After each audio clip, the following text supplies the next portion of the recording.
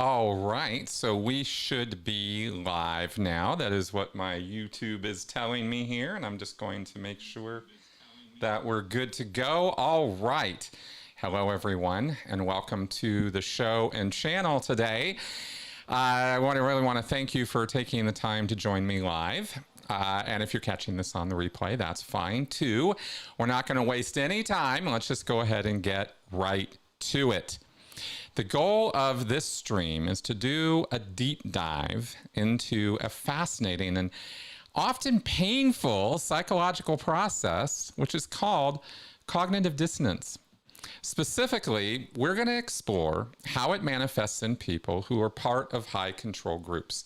And we're going to use the Church of Scientology as our primary example, as we often do on this channel.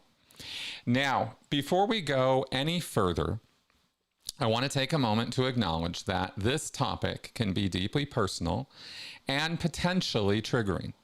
If you're a survivor of a high control group, if you have loved ones currently in a high control group, or if you're on your own journey of questioning, please prioritize your well-being. Listen to yourself and feel free to step away at any time. Our chat is generally respectful. I love you guys. But please know this is a space for analysis and education, and that is what we're doing today. And so we ask everyone to engage with that sensitivity in mind. So, how are we going to explore this today? We're not just going to talk about theory. We have a real firsthand account. I have a letter, completely anonymized to protect the writer, from someone who is or was until very recently a practicing Scientologist. This came to me from a viewer who asked that I analyze this, and I thought, yeah, that sounds like a good idea. So this isn't a story from someone who's already left and processed everything. This is a raw, in-the-moment look at a mind actively grappling with the contradictions in front of it. You're going to hear justifications, rationalizations, doubts, and moments of clear critical insight, often all within the same sentence. This letter, or email really, is a case study of cognitive dissonance in action. So for the next while, we're going to read through it together and break down what's happening psychologically line by line. Before we dive into the letter, let's make sure we're all on the same page about what cognitive dissonance actually is. In the simplest terms, cognitive dissonance is the mental stress or discomfort you feel when you hold two conflicting ideas or beliefs or values or even emotions at the same time. Your brain craves consistency. It likes it when your actions and your beliefs and the information you receive all line up neatly. When they don't line up, it creates a kind of psychological friction that is deeply uncomfortable. It's that feeling of unease or anxiety or even guilt. And a classic example of this would be a smoker. They could hold a belief that says, I'm a smart, healthy person who values my well-being. But they could also hold another belief that says, I smoke a pack of cigarettes a day. And these two thoughts are kind of in direct conflict. And that conflict is cognitive dissonance. It's stressful. So your brain's job is to reduce that stress and make those thoughts consistent again. You basically have three choices. You can change your behavior, which is the hardest option, and you could quit smoking. Or you could change your belief, which is a pretty common option. You could decide, well, I'm actually not that healthy, and that's okay. Or the health risks are overblown anyway. Or you could add a new belief to rationalize it, which is the most common option. Like saying smoking helps me manage my stress, and stress is worse for my health than smoking. Or I'll quit next year, so it's fine for now. And that third option is called rationalization and is your mind's primary tool for resolving dissonance. It's a defense mechanism that allows us to sleep at night even when our actions and our deepest values are at war. On today's stream, we're going to see this exact process play out in real time. I wanted to take a moment to connect this with the REM model of human behavior that I developed, because this is a great example of how the top layer of reason and rationalization works. Our cognitive functions often operate in layers to protect our ego and identity. And I've mentioned before that our reason layer could be thought of as our own internal spokesperson who helps us make sense of what our emotions and deep moral beliefs are demanding that we do. Another way of saying this is that the reason layer is our mind's first line of defense. When our actions conflict with our beliefs, or when we're presented with information that threatens our worldview, our brain doesn't just accept the discomfort. It immediately goes to work rationalizing, creating excuses or justifications and reasons to explain away the contradiction and quiet the cognitive dissonance. High control groups and cults are masters at exploiting this natural tendency. They don't leave you to come up with rationalizations on your own. They provide you with a pre-made arsenal of them. They give you the intellectual ammunition to make those rationalizations easier to conceive and, crucially, easier to accept because they're sanctioned by the group. In Scientology, this arsenal is full of powerful built-in rationalizations. For example, if you see a good person being attacked, you're given the term suppressive person, or SP, to describe the attacker. Right away, we villainize the attacker and slap a label on him so we don't have to engage with anything they're saying. If you're the one struggling with doubts or hardship, you're labeled PTS, a potential trouble source. The rationalization becomes, my doubt isn't a logical reason for evidence, it's a spiritual disease caused by my connection to an SP. And if a policy seems cruel, you can use thought-terminating cliches like the greatest good for the greatest number of dynamics to instantly justify any harm to any individual and stop the critical thinking in its tracks. These aren't just words, they are tools designed to hijack the natural rationalization process and point it in one direction, back toward unwavering loyalty to the group. So, as we go through this letter today, we're going to identify 4 key tactics that show the rationalization layer at work. First is minimalization. This is the act of downplaying harmful actions. Listen for phrases that make abusive behavior seem normal, minor, or not that bad. Second, you have false equivalency. This is when the writer compares the group's actions to something completely unrelated to make them seem acceptable. It's a classic rationalization technique. Third, and this is the core of the entire struggle, the conflict between acknowledged flaws and a preserved core belief. We will see the writer openly admit to seeing terrible things, but then watch how they use rationalization to carefully protect the central foundational belief in the group itself. And fourth are self-awareness traps. Listen while we're reading this thing. Listen for moments where the writer demonstrates a clear understanding of the manipulation and then uses that very understanding as a rationalization to stay. It's a profound paradox where the tool of awareness is used to justify remaining in the system. Okay, so with that framework established, let's begin reading. We're going to go through the entire letter, and then we'll go back and take apart certain sections. Okay, here we go. Very interesting ideas, and in Rinder's case, most likely true. Probably these people aren't the strongest or the wisest, although presented as, especially in the modern era. Hubbard was just fat. The church doesn't seem to be bothered as they show his belly off in lots of pictures. He wasn't fat when younger. Some people on the OT band tend to feel colder than normal, but I doubt that has anything to do with it. The only note of caution I would sound is that Scientology, in terms of having a rough side to it, is not unusual in this world. It would be unusual if it didn't. Perhaps the stories about the early attacks and infiltrations are false. This is possible, but Hubbard did relate these personally and didn't really need to put out data like that. I would expect a group to have policies on how to deal with opposition and dirty tricks.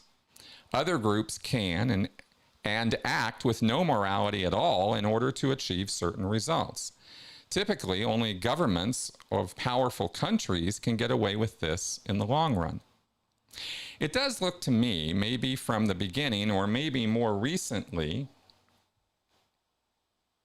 that Scientology uses its techniques and policies to attack some people that they should leave alone, and to protect some people that should not be protected.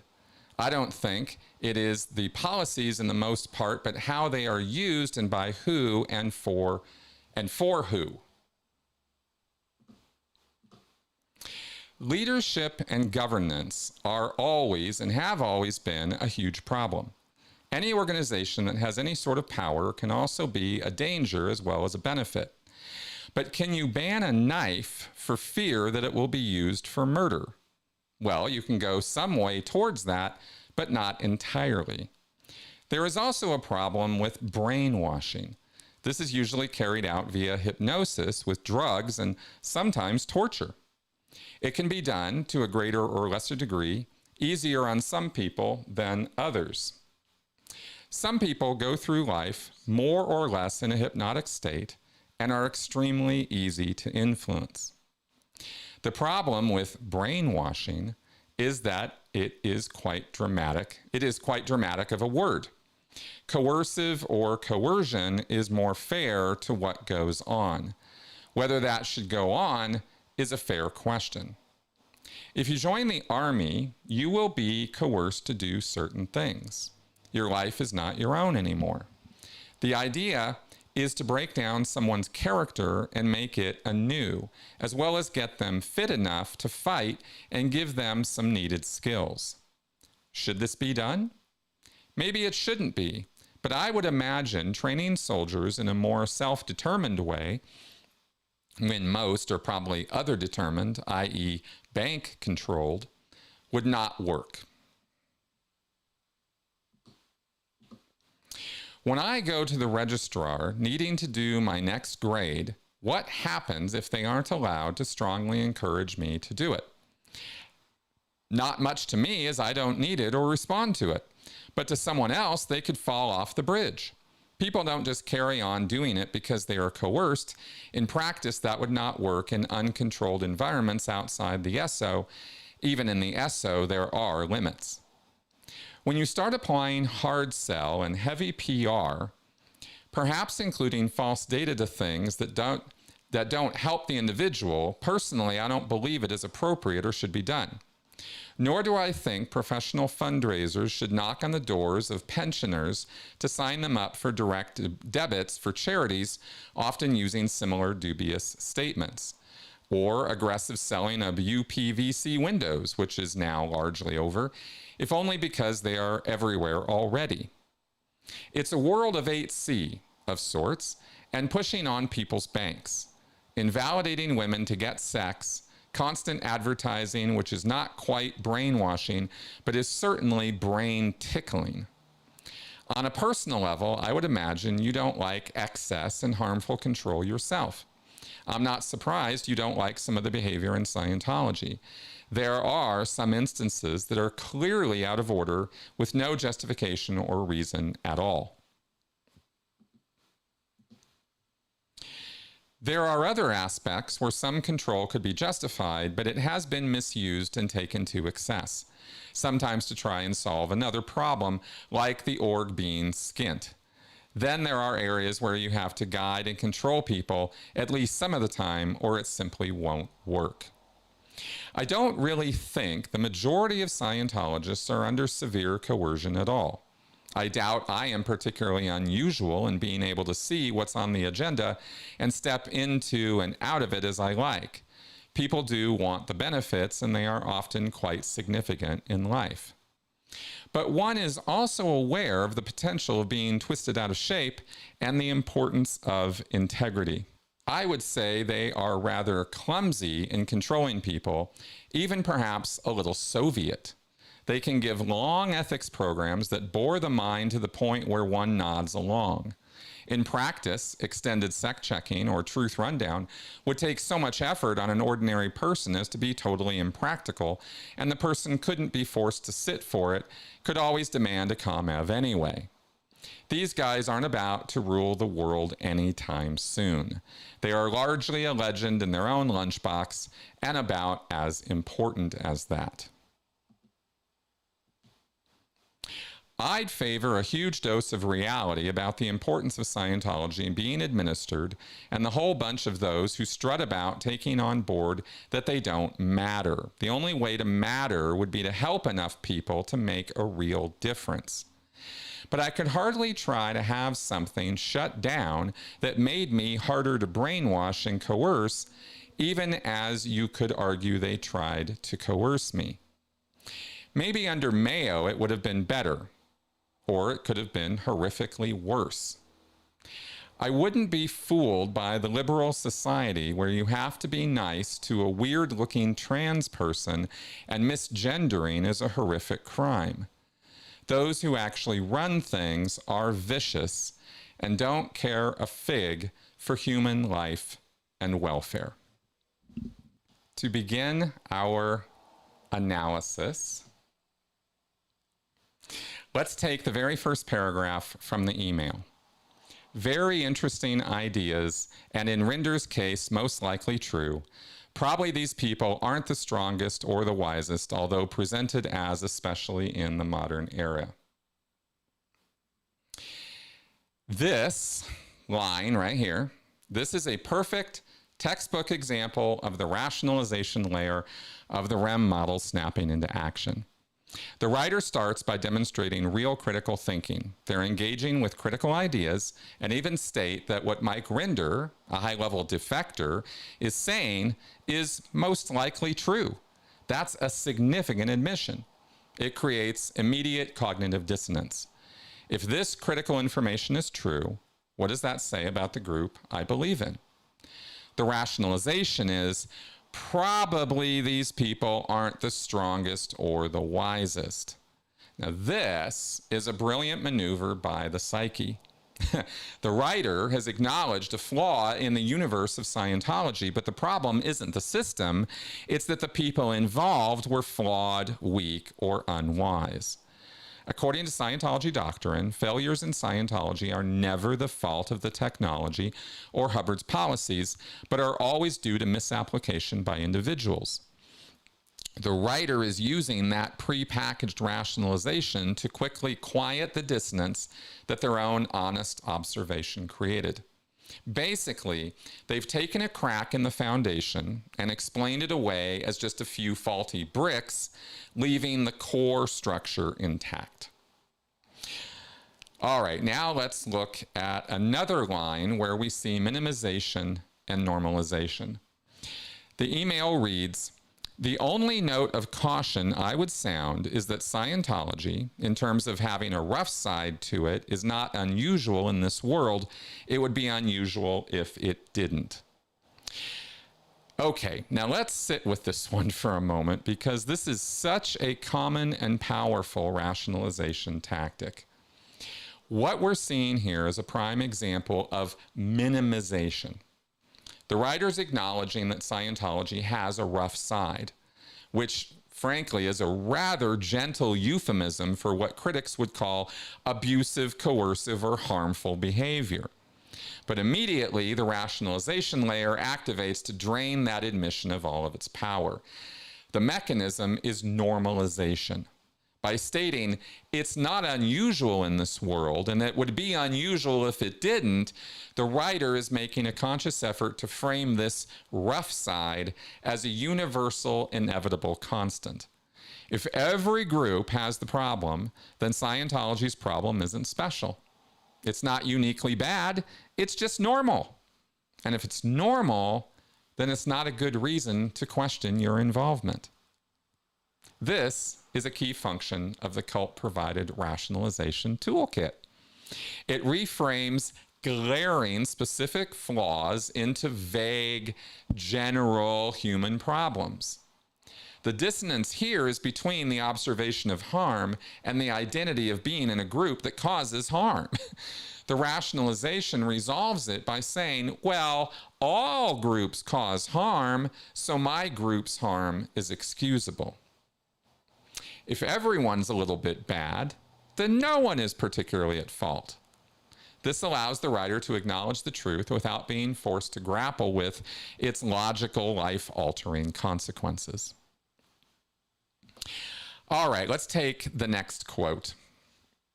It does look to me, maybe from the beginning or maybe more recently, that Scientology uses its techniques and policies to attack some people they should leave alone and to protect some people that should not be protected. Now, this right here is a monumental moment in the letter. This isn't a minor criticism or a vague unease. This is a direct and damning indictment. It's not a failure of individual people. This is a failure of the system. It's a core ethical rot. The dissonance here is immense. The writer is holding two conflicting truths. On one side, I'm a member of a group that possesses the ultimate truth and technology for improving mankind. And on the other, my group systematically and knowingly perpetuates profound injustices. The cognitive dissonance generated by holding these two truths together is enormous. You can feel the writer grappling with it. And this is where we see the limits of the rationalization layer. The pre-packaged excuses, it's just a few bad apples, it's for the greatest good, are strained to the breaking point. The writer can't easily explain this away, so they state it plainly. This is a crack of pure, unrationalized doubt. Notice the careful hedging, though. Maybe from the beginning, or maybe more recently. This is the psyche's last line of defense. They're still trying to avoid the most devastating conclusion that this corruption is not a bug, but a feature baked into the system's core from its inception. They're willing to acknowledge the symptom, but the rationalization layer is still working hard to protect them from diagnosing the disease. This is the painful, raw core of the questioning process. Staring directly at a terrible truth while a part of your mind is still scrambling to find a reason to look away.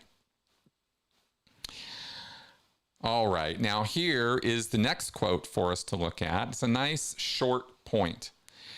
But can you ban a knife for fear that it will be used for murder? Now, this is a fascinating pivot. After stating that earlier core damning criticism, the rationalization layer doesn't just react, it counterattacks with a philosophical argument. This is a brilliant example of how sophisticated these self-defense mechanisms can be. The writer employs a classic false analogy, comparing Scientology's policies to a knife. On the surface, it sounds perfectly reasonable. A knife is a neutral tool, right? It can be used for good, like cooking, or for evil and murder, right? So you can't blame the knife for the murder. And by this logic, you shouldn't blame Scientology's policies for how they're misused. But this is where the rationalization falls apart, because the flaw in the analogy is profound. Hubbard didn't just create a neutral knife. He didn't write a policy that simply says, handle critics. He wrote policies like fair game, which explicitly instructs that suppressive persons may be deprived of property or injured by any means by any Scientologist without any discipline of the Scientologist. They can be tricked or sued or lied to or destroyed. This isn't a knife. These are step-by-step instructions for murder, metaphorically speaking. Hell, Hubbard also offered up something called R245 as a kind of a benign description for using a .45 caliber handgun to forcibly exteriorize someone. Hubbard was not above threatening or using real violence when it suited his ends. So we can definitely say that the tool and the intent are not separate. The policy is the justification for the action. It is by design a weapon. This kind of abstract philosophical rationalization is so effective because it sounds so logical. It moves the argument away from the emotional, messy reality of people being hurt into a nice, clean, theoretical debate. It allows the writer to defend the existence of the harmful policy itself without having to confront the tangible pain that it causes. It resolves cognitive dissonance by saying the potential for harm exists everywhere, and that's not our fault. It's a strategic retreat into theory to avoid facing the evidence on the ground. Our next quote gets into wordplay when they write, "The problem with brainwashing is that it is quite dramatic of a word. Coercive or coercion is more fair to what goes on." Now, this is a really subtle and insightful moment. The writer isn't just dismissing the idea of brainwashing outright. They're engaging in a precise act of linguistic negotiation. This is the rationalization layer working like a defense attorney, objecting to the language being used. The writer correctly identifies the mechanism at play. Coercion is exactly what happens in high control environments. But the choice to reject the word brainwashing in favor of coercion is not a neutral act. It's a calculated move to minimize the perceived severity of what's happening. Brainwashing is a dramatic, terrifying word. It conjures images of complete psychological dismantling, of total loss of free will. It feels extreme and inescapable because it is extreme and inescapable. To apply it to one's own life is to accept a terrifying reality. Coercion, however, feels more manageable. It suggests pressure, strong encouragement, or difficult choices, things that a strong, aware person could theoretically resist. By making this linguistic swap, the writer is attempting to reframe their experience. The unspoken argument is, I haven't been brainwashed. That's too extreme. I've just been coerced, and I'm still in control enough to recognize that. This is a subtle but powerful rationalization. It allows the writer to acknowledge the manipulative mechanics of their environment while simultaneously preserving their sense of self-determination and intelligence. It reduces the cognitive dissonance between I'm being manipulated and I'm a free-thinking person by softening the definition of the manipulation itself. Because they get to have their cake and eat it too, this allows them to criticize the group's behavior while secretly using that critique to bolster the ego against the most frightening implications of what that behavior actually is. Now let's take a look at another instance of false equivalency. If you join the Army, you will be coerced to do certain things. Should this be done? When I go to the registrar needing to do my next grade, what happens if they aren't allowed to strongly encourage me to do it? So here we have this writer making two comparisons. First, they equate Scientology to joining the Army. On the surface, there's a similarity. Both involve a surrender of some autonomy. But the differences are profound and they completely break the analogy. And by the way, this is something I hear all the time from some of you, that institutions like the military or the government are cults. They aren't. And here's why. When you join the military, the contract is explicit. You surrender a degree of personal freedom and agree to follow a chain of command without question, often in life or death situations, in service of a national defense objective. The coercion is the entire stated point. Scientology, on the other hand, is presented as a path to total spiritual freedom and self-determination. The coercion, the hard sell, the pressure, the manipulation, is not the advertised product. It's a hidden cost. It's a fundamental betrayal of the promised outcome. Comparing the two is like justifying a fraudulent investment scheme by saying, well, the stock market is risky too. The second comparison to the registrar strongly encouraging a next step is a masterclass in minimization. It takes the systematic practice of intense financial and psychological pressure, which we call hard sell, and reduces it to the level of a helpful nudge. It's like saying a tidal wave is moist. The emotional payoff of this false equivalency for the writer is huge. If the Army's coercion is normal and necessary, and a registrar's encouragement is benign, then Scientology's actions can be filed under those same categories. It allows them to frame manipulative control as standard operating procedure for any organization, rather than recognizing it as a unique and harmful pattern of abuse.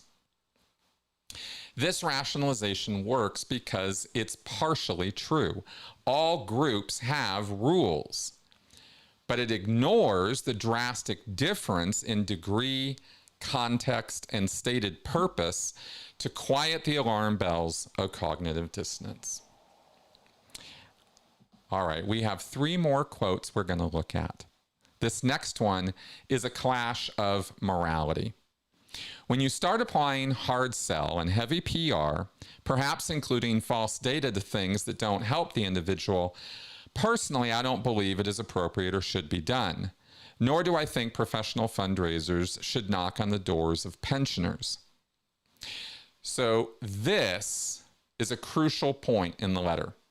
For a moment, the rationalization layer falls away, and we get a glimpse of the writer's core personal morality. This isn't a philosophical argument or a comparison. It's a clear ethical judgment. I don't believe it is appropriate or should be done. They are unequivocally identifying the hard sell and the use of false data as wrong. This is a significant crack in the facade because it's a moral condemnation, not just a practical criticism. And let's remember, moral dilemmas and crises are usually the kind of thing that needs to happen before someone can break out of the endless cycle of rationalization. But watch what happens next. The cognitive dissonance this admission creates is immense. The uncomfortable thought is, my group, which I believe is a force for good, engages in behavior that I find to be unethical. The mind cannot tolerate this for long. So the rationalization layer immediately activates with a classic technique called generalization. The writer doesn't sit with the gravity of their own group's actions. Instead, they immediately broaden the scope. Nor do I think professional fundraisers should, ... and aggressive selling of UPVC windows. By doing this, which is actually going to come in a second, right? We didn't quote that here, but it's part of the picture, right? So by relating this Scientology specific unethical behavior into just one example of a common worldwide problem, it's no longer my group is doing a bad thing, but instead becomes this is a bad thing that many groups do. And this is a very subtle dissonance reduction strategy.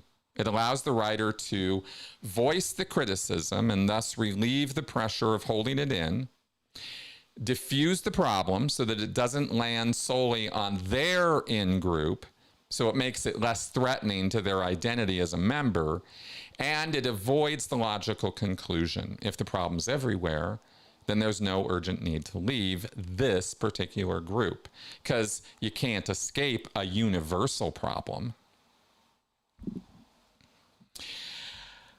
It's kind of fascinating to kind of plumb the depths of this stuff, isn't it? I think so. Anyway, let's carry on with the next segment, which reads, but I could hardly try to have something shut down that made me harder to brainwash and coerce, even as you could argue they tried to coerce me.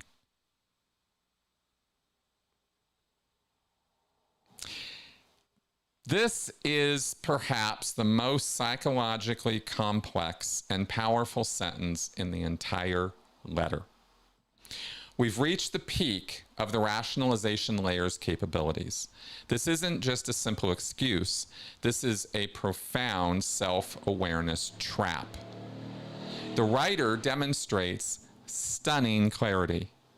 They openly admit two devastating truths. One, the group attempts coercion, as you could argue they tried to coerce me. Two, the group's defining characteristic is its use of coercion, something that made me harder to brainwash and coerce. This is a massive admission. The rationalization layer isn't hiding the truth here. It's using the truth as its final, most powerful defense. The logical paradox is, frankly, it's breathtaking. The very system that uses coercion is framed as the thing that protects you from coercion. The abuse is not justified, it is reframed as the cure. It's the psychological equivalent of arguing that a virus immunizes you against itself. I can't think of a better example of how to hold two opposing ideas in perfect, stable equilibrium. Idea A, I am aware that I am in a coercive system, and idea B, therefore I'm immune to coercion, which justifies my continued participation in the coercive system. It completely neutralizes the cognitive dissonance. The discomfort of knowing one is being manipulated is erased by the belief that the manipulation has failed and has instead made one stronger. This allows the writer to stay, all while feeling intelligent, self-aware, and in control. The very opposite of how a victim of coercion is supposed to feel. This is the rationalization layer, not just resolving dissonance, but performing a work of psychological acrobatics to make staying feel like an act of defiant strength rather than one of compliance. And finally, we come to this last quote. These guys aren't about to rule the world anytime soon. They are largely a legend in their own lunchbox, and about as important as that. And here we see a fascinating and crucial shift in strategy. After wrestling with profound ethical contradictions and constructing incredibly complex rationalizations, the writer's psyche tries a different, simpler tactic called devaluation. The grand cosmic mission of Scientology, to clear the planet and establish a world without insanity, is collapsed into the pathetic image of a group that is a legend in their own lunchbox. This is a massive de-escalation of the group's self-proclaimed importance. It's also a classic psychological defense. When something is too threatening to confront directly, we make it smaller. By reducing the church from a world-saving operation to an insignificant, self-important club, the writer achieves several things. One, it reduces the stakes. If the group is incompetent and silly, not powerful and sinister, then the moral dilemma of being part of it becomes less urgent. You don't need to have a world-shattering crisis of faith over a group that doesn't matter. Two, it makes exit easier. Leaving a cult that claims to hold the fate of all mankind in its hands is a terrifying, universe-altering decision. Leaving a silly, self-important club is a much simpler choice. Devaluation is a way of mentally rehearsing for departure by making the thing you might leave seem worthless. In that sense, This is kind of helping to prepare the path out of Scientology. And 3, it protects the ego. This rationalization allows the writer to critique the group's effectiveness without yet fully confronting its morality. It's a safer form of criticism. You can say they're clumsy or they're not important without yet having to say they're evil or I was deceived. So this is often a key step in the journey. The mind, exhausted by the effort of defending the indefensible, begins to withdraw the value it once placed in the group. The cognitive dissonance is resolved not by justifying the group's actions, but by deciding that the group and its actions simply don't matter enough to worry about. It's a quiet, almost dismissive way of letting go. So, those are the quotes and bits we're going to look at from this email. What a little journey, huh? We started with specific targeted rationalizations, blaming individuals, minimizing harm, making false comparisons. We saw them acknowledge a deep, systemic, ethical failure, and then watched the rationalization layer scramble to contain that truth with philosophic arguments and linguistic games. We witnessed the clash of their personal morality with group policy, and we saw the ultimate self-awareness trap, using the recognition of coercion as the very reason to stay. And finally, we ended with the devaluation of the group itself, a sign that the mind is slowly withdrawing the immense value that it once placed there. And I'd like to point out that this isn't the journey of a foolish person. This is the journey of a human mind engaged in a profound internal struggle. It's a slow, painful process of the psyche protecting itself. Cognitive dissonance isn't a light switch that flips from belief to unbelief.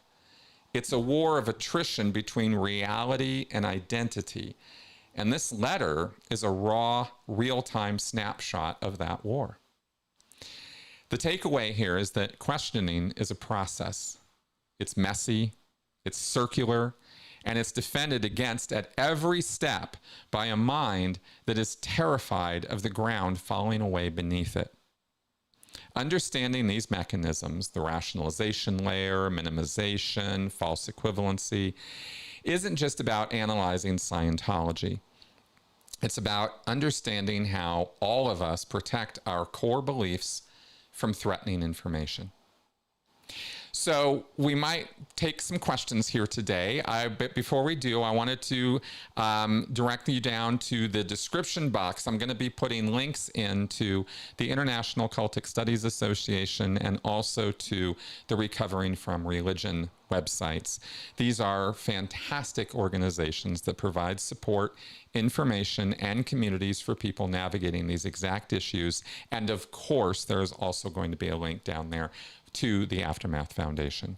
I'm going to just go ahead and wrap this live stream up for today.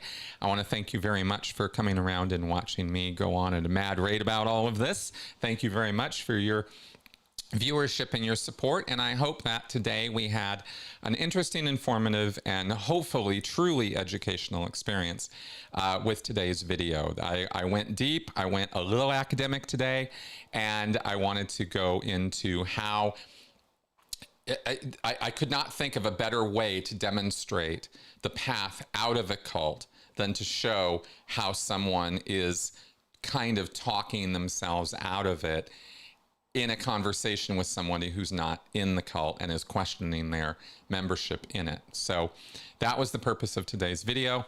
Again, thank you very much for coming around, and I will see you guys soon. Bye-bye.